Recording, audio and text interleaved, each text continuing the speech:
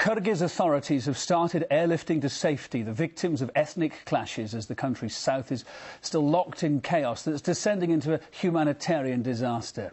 138 people have been killed and more than 1,700 have been injured now in the violence that so far lasted for 4 days.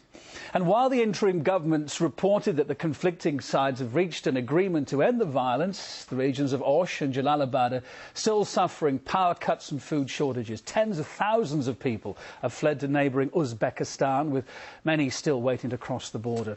Well, RT's correspondent on the scene for the past 4 days, Peter Oliver, joins us tonight live from the capital, Kyrgyzstan. Pete, evening to you.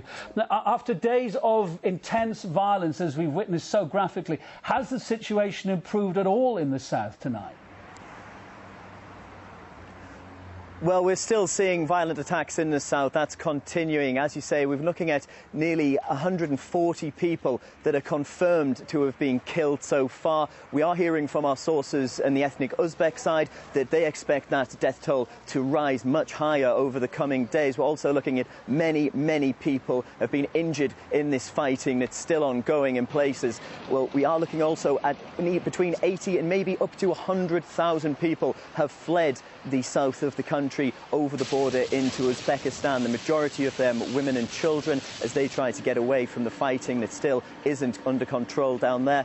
We're also hearing that today 10 people have been arrested by security forces. This was in a statement by the interim government. Now, they said that they were wearing the uniform of Uzbek police, but on questioning them found out them not to be Uzbek police and said that they believed them to have been hired from abroad.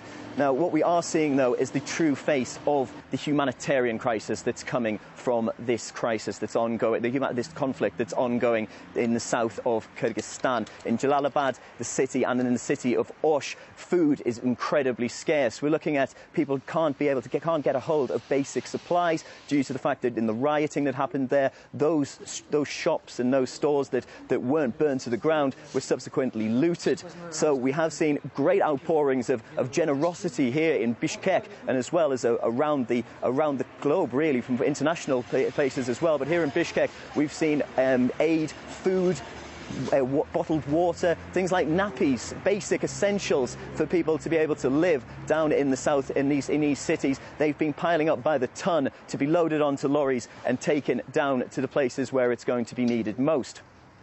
Pete, talking about the international relief there, the aid that's needed, it's such a horror story for so many thousands of people that are caught up in this. Are these essential goods, food, water, help for these people, is it getting through tonight?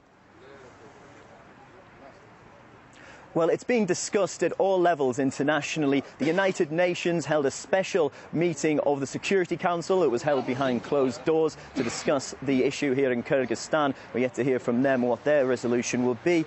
Also, Russian NGOs are coordinating their response to see what they can do to be able to provide that aid and, as you say, make sure it gets to the people who need it most. Well, also, the CSTO had a meeting in Moscow today. They said the international community's first response should be to ensure that the police and security services in the south of Kyrgyzstan are able to retain, I beg your pardon, order, to bring order back to that part of the country. Well, they didn't. They stopped short of suggesting that they would send peacekeepers of their own, but they're still in discussion whether that would happen. The European Union have said that they are prepared to send aid and will be doing so shortly, and the United Nations and the Red Cross have both pledged cash to try and help those stricken by this crisis that's ongoing.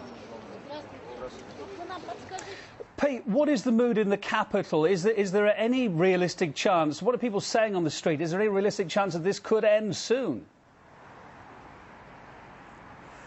Well, first off, we have to say we are just 800 kilometres away from the city of Osh. We could be a million miles away here in Bishkek. It is pretty much business as usual on the surface. However, there are whispers amongst people that we've spoken to of trying to work out who is behind this violence, who caused it. Some people are suggesting that former President Bakiev may have been, or his associates may have been behind creating these disturbances and promoting this violence. Others are suggesting that the interim government just isn't strong enough to be able to maintain order in the country, and that is why this has happened. I spoke to a former member of the interim government, and he suggested that he wouldn't be surprised if the same type of gunmen that we're hearing have been trying to stir up violence as it's been trying to be calmed down in the south of the country. He wouldn't be surprised if some of the same type of gunmen were seen in Bishkek. As of yet, nothing like that has happened.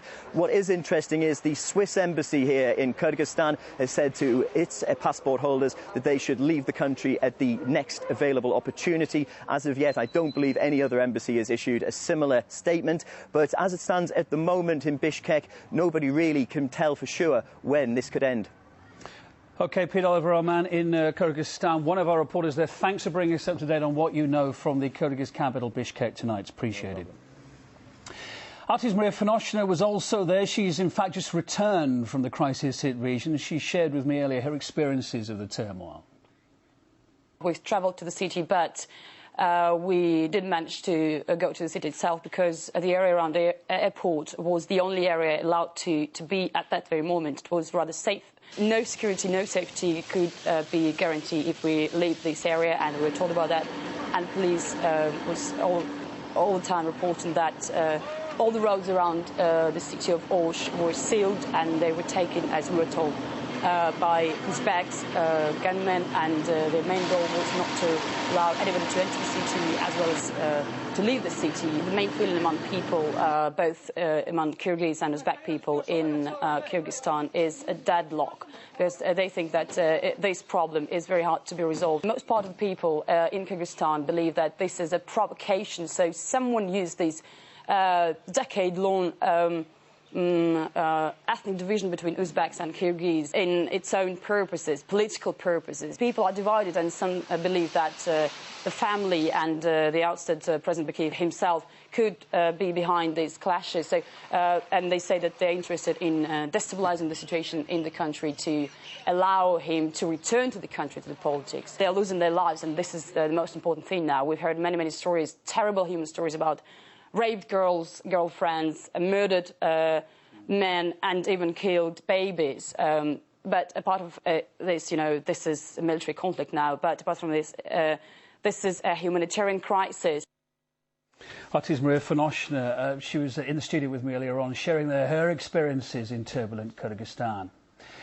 Well, meantime, Kyrgyz authorities have no doubt that the violence was instigated by the former President Kurmanbek Bakiyev, who's trying to return to power. But as political commentator Sergei Brylyov told us, his reasons could be very different, and involvement of foreign troops, as suggested, could even make things worse. The logic and the mentality there is such that I wouldn't be surprised if he were not thinking about the loss of human life, but he would be thinking rather of a sort of a revenge.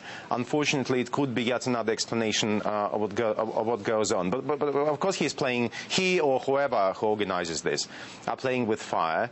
Because after all, they are destabilizing one of the most fragile regions there is in Central Asia, even within the USSR. Let us not forget that 20 years ago, when the first clashes took place, it was the Soviet paratroopers who managed to stop the violence. Of course, jumping from this example, we should be hailing Russian and Kazakh troops being sent to Kyrgyzstan, because they would actually, as it's thought, would succeed one more time. But again, I repeat my previous thoughts. I think that troops could have been sent at the start of the clashes. The very presence of the troops around Russian and Kazakh-owned companies in Bishkek and other parts of Kyrgyzstan would have stabilized the situation. But as of today, to be honest with you, I would be against sending troops now, because the conflict is at a stage when any international foreign intervention would mean provoking the situation even further. Political analyst Sergei Brylyov there from the Council of Foreign and Defence Policy here on RT. Let's take a look at some other